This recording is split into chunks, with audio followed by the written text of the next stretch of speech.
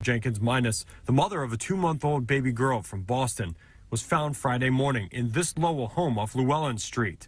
Her death ruled a homicide by multiple sharp force injuries. Thanksgiving is meant to be a day of gratitude, family, and celebration. Across Boston, homes filled with the aroma of roasted turkey, laughter echoing through dining rooms as families gathered to share meals and stories. For one family in Mattapan, that tradition took a devastating turn. The table was set, the chairs arranged, but one remained empty. Deja Jenkins Minas had promised she would return soon. She never did. The last message she sent to her family carried no trace of urgency. Be back soon, just going to see him for a bit. Simple words sent in passing, without any indication that they would be the last communication she would ever make. Hours passed, then a day. Messages went unanswered, calls met silence. What began as mild concern quickly escalated into something far worse. Somewhere just 25 miles away, a mother's worst fear was coming true.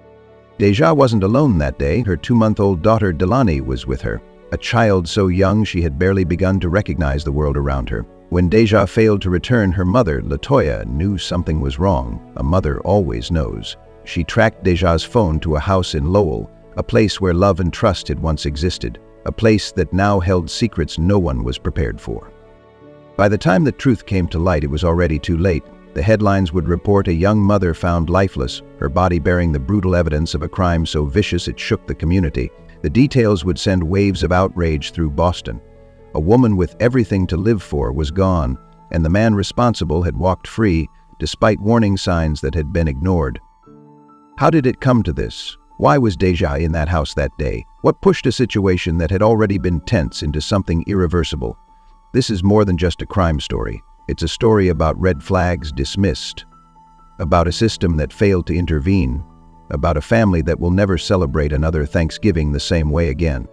Stay with me, because as the pieces of this case come together, the full weight of what happened will become clear, and by the end, one question will remain: could this have been stopped before it ever began?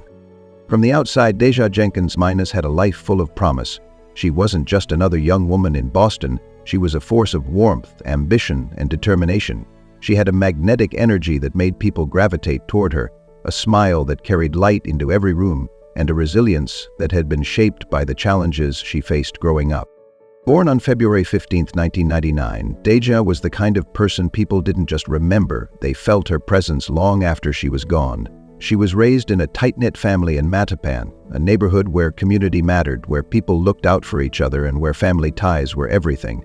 From an early age, she carried herself with a quiet confidence, a natural leader without ever needing to demand attention. Her mother, Latoya, often described her as the glue of the family, the one who made sure birthdays were celebrated, the one who smoothed over arguments, the one who kept people connected. Her father, Lamont, beamed with pride whenever he spoke about his daughter's ability to balance school, work, and life, all while never letting her struggles show. Even outside of her immediate family, she was a presence that couldn't be ignored. At Jeremiah E. Burke High School, she was a standout, not just academically, but as someone who cared deeply about others. She was a National Honor Society student, balancing her studies with mentoring younger classmates, offering tutoring to those who needed help, and being the kind of friend people turned to in moments of doubt. She wasn't just determined to succeed, she wanted everyone around her to succeed too. Outside of school, her passion for Boston's Caribbean culture ran deep. She was a familiar face at the Boston Caribbean Festival, dancing through the streets in stunning masquerade costumes, her energy infectious. She lived fully, embraced joy completely, and had dreams that stretched beyond what people saw. And then, something changed. At the start of 2021, Deja met Leonard Robinson, a name that would soon become infamous. He wasn't a stranger in Boston's underground rap scene, known to many as Po' Boy D. Rose. He was charismatic, ambitious, and carried himself like a man who was destined for something bigger. To outsiders, he was the type of person who commanded attention. To Deja, in the beginning, he was something else entirely. They met at a local music event, one of those nights where energy buzzed in the air, where dreams felt within reach. Leonard was on stage, performing, feeding off the crowd's energy, and Deja was in the audience, drawn to his confidence, to the way he carried himself. At first, it seemed like a typical love story, two young people full of ambition, stepping into something new together. Their relationship moved fast, too fast, some would later say, Social media told one story, a couple deeply in love, celebrating milestones together, building a future. But real life told another. By the time September of 2021 arrived, Deja had given birth to their daughter, Delani, the love of her life, the little girl who changed everything. Motherhood wasn't something she feared, it was something she embraced. She saw it as the beginning of something beautiful, a chance to create the stable and loving home she always dreamed of. But for Leonard, something had shifted. Just weeks after Delani's birth, his social media presence changed. Instead of sharing moments of fatherhood, he began questioning whether Delani was even his, publicly, for the world to see. He demanded DNA tests, hinted at betrayals that never existed, and let the whispers of doubt spread. And Deja? She never fought back online. She could have defended herself. She could have called him out. Instead, she focused on what mattered most: her daughter, her family, and the future she was building. She kept the hurt private, only confiding in those closest to her, but the signs were already there. Those closest to Deja started noticing the change. She wasn't as quick to respond to messages. She wasn't as present at events she once loved. She smiled less. The weight of Leonard's accusations had started to take its toll. Yet, despite everything, she still wanted to co-parent peacefully. She had made a decision. On Thanksgiving Day, she would visit Leonard so he could spend time with Delani. It was meant to be simple, a quick visit, a chance for her daughter to have both parents in her life, despite everything that had happened. She told her family she wouldn't be gone long. And then the messages stopped. Her mother checked her phone again and again, expecting to see a new text, expecting to hear the familiar buzz of an incoming call. Instead, nothing. Hours stretched into evening, then into night. The food on the table grew cold. The chair meant for Deja remained empty. At first, there was the hope that she had simply lost track of time, that she was caught up in conversation, that she would walk through the door with Delani in her arms, apologizing for the delay. But that moment never came. As her family tried to reach her, one question loomed over everything. Why wasn't she answering? And by the time they tracked her phone to an address on Llewellyn Street in Lowell, it was clear. This wasn't just a delayed visit. Something was very, very wrong. Deja's disappearance wasn't a simple case of losing track of time. The house where her phone was last located held a secret, one that would soon shake Boston to its core. When her mother arrived at that doorstep, knocking again and again, she had no idea what she was about to uncover, no idea that her daughter had already faced the unimaginable. And as the hours passed, the truth would come crashing down. When Thanksgiving turned to night and Deja Jenkins Minus still hadn't returned home, her mother Latoya felt something shift inside her. A feeling that started as mild concern had turned into something far heavier. Deja was never the type to disappear without a word. She was responsible, thoughtful, and always in touch. If she was running late, she would have called. If she was busy, she would have sent a text. But there was nothing. The hours passed, and that silence became unbearable. Her family's messages went from casual check-ins to urgent pleas. At first it was, "Hey, when are you coming?" Then it became, "Are you okay?" Finally, desperation settled in. "Please answer, we're worried." But Deja never read those texts. Her phone remained eerily inactive. Something was wrong. Latoya did what any mother would do. She tried to stay calm. She told herself there had to be a logical explanation. Maybe Deja's phone had died. Maybe she had fallen asleep at Leonard Robinson's house. Maybe she had lost track of time. But deep down, none of that felt right. Then came a turning point, one that erased any hope of an innocent explanation. Latoya checked Deja's phone location. It was sitting in one place, Llewellyn Street, Lowell. It hadn't moved in hours. At first, Latoya tried to convince herself that Deja was simply still visiting Leonard, but the later it got, the harder that was to believe. By midnight, dread had settled in. Something had happened to her daughter. She didn't waste another second. She grabbed her keys, got into her car, and drove. It was a 25-mile stretch from Boston to Lowell, a drive that felt longer than ever. Every minute that passed, the weight in her chest grew heavier. She kept glancing at her phone, watching the location markers stay frozen in the same place. She prayed that by the time she arrived, she'd find Deja standing at the door, ready with an apology. But deep down, she already knew that wasn't going to happen. When Latoya arrived at the home on Llewellyn Street, she immediately knew something was off. The house was dark. The car Deja had driven was still parked outside. It didn't make sense. If she was inside, why hadn't she responded to anyone? She knocked on the door, no answer. She knocked again, louder this time, still nothing. A neighbor, noticing the commotion, stepped outside. When LaToya asked if they had seen Deja, the response sent a chill through her body. Yeah, she was here earlier. She had the baby with her. LaToya's heart pounded. Had? That was past tense. Where was she now? The neighbor hesitated. They hadn't seen her leave. Panic set in. Was she still in there? If so, why wasn't she answering? And why wasn't Leonard coming to the door? Something wasn't right. Desperation took over. LaToya called the police, trying to explain that her daughter was missing, that something was wrong. But at that moment, there wasn't much they could do. There was no evidence of a crime, no clear indication of danger, just a mother's instinct, an instinct that was screaming at her that her daughter was in trouble. And that's when LaToya made the choice that changed everything. She wasn't going to leave without answers. It was a relative of Leonard Robinson who finally made it inside. They managed to get in through a window, stepping into the silent, dimly lit home. Everything was still, too still. And then they saw the door. It was closed, locked. Leonard's bedroom. The relative hesitated, then pushed forward. They forced the door open. And there she was. Deja was lying beside an air mattress, her body covered in stab wounds. The brutality of the attack was undeniable. 58 stab wounds across her body. Defensive wounds on her hands, her arms, proof that she had fought, that she had tried to survive. The walls, the sheets, the floor, everything told a story of violence that no one could have imagined. But amid the horror, there was one small, fragile sign of mercy. Baby Deilani. She was in the room, alive, unharmed, still in her car seat. Somehow, through it all, the infant had been left untouched. The weight of the discovery hit like a landslide. A mother, gone.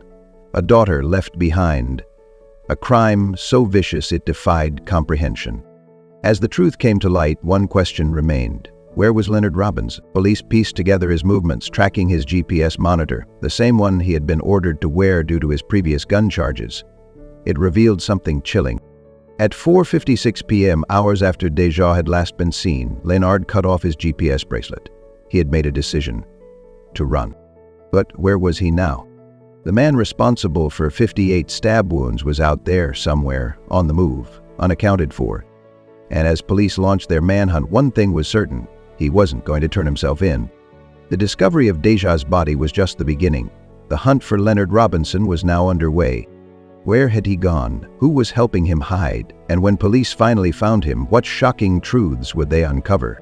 The answers would only make this case even more disturbing. By the time Deja Jenkins' body was discovered, Leonard Robinson was already gone. He had left behind a crime scene that spoke for itself. A young mother, brutally stabbed, her infant daughter miraculously unharmed. He hadn't stayed to answer for what he had done. He hadn't called for help. He hadn't turned himself in. Instead, he had done exactly what guilty men do. He ran. The GPS tracking system registered a final signal before it abruptly stopped. He had cut the monitor off and disappeared. By the time the system flagged the tampering, he was already long gone.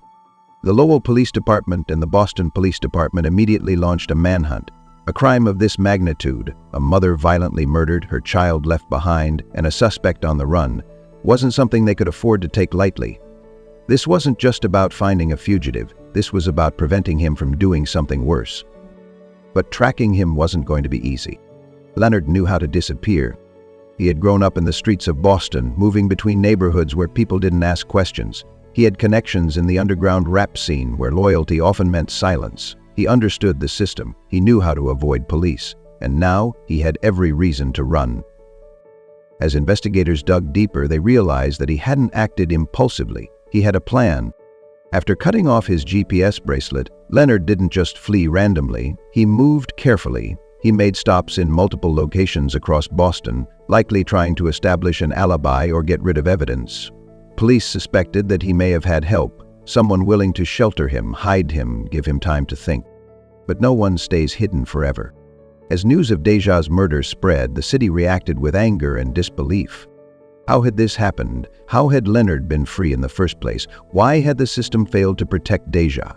People weren't just mourning, they were demanding answers.